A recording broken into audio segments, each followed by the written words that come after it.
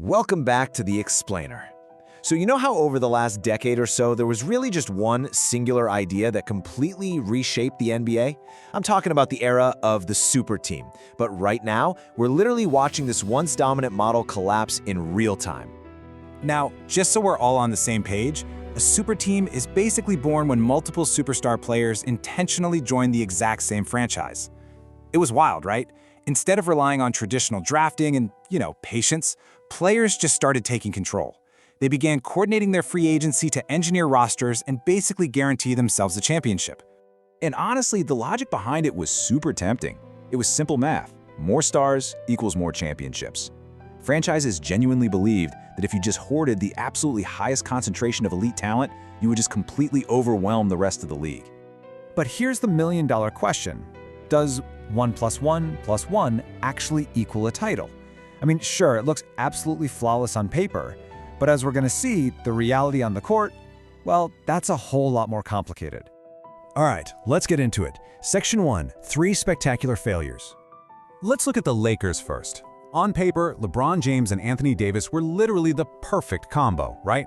Elite playmaking meeting elite defense. And yeah, they did grab that 2020 bubble championship, but reality set in fast. Aging, injuries, and a constantly rotating supporting cast completely shattered the roster continuity they desperately needed. Then we've got Brooklyn, Durant, Irving, and Harden. This trio promised an absolutely unstoppable offense. But what did we actually get? Constant injuries, missed time, trade demands. It was a mess. They just never played together enough to build any chemistry, turning what should have been an offensive juggernaut into a symbol of pure instability. And finally, the Clippers. Teaming up Kawhi Leonard and Paul George was supposed to be the ultimate cheat code for two-way dominance. Instead, they were just constantly derailed by chronic injuries and endless load management. It just goes to show, extreme talent honestly means nothing in the NBA if you don't have physical availability. When you step back and look at the overarching pattern across all three of these franchises, it's crystal clear. Raw, top-heavy talent simply cannot survive the incredibly grueling NBA landscape without sustained structure, chemistry, and most importantly, actually being on the floor. Moving on to Section 2, why super teams actually fail. So there are really 5 massive structural shifts that completely killed the super team model. First, the rise of injuries and load management. Second, the undeniable fact that deep 8-man rotations actually matter.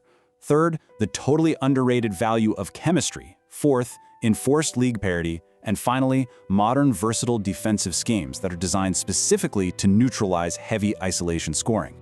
Which brings us to Section 3, the modern blueprint. The new paradigm completely abandons that old star stacking and isolation mindset. Today, smart front offices are shifting gears entirely.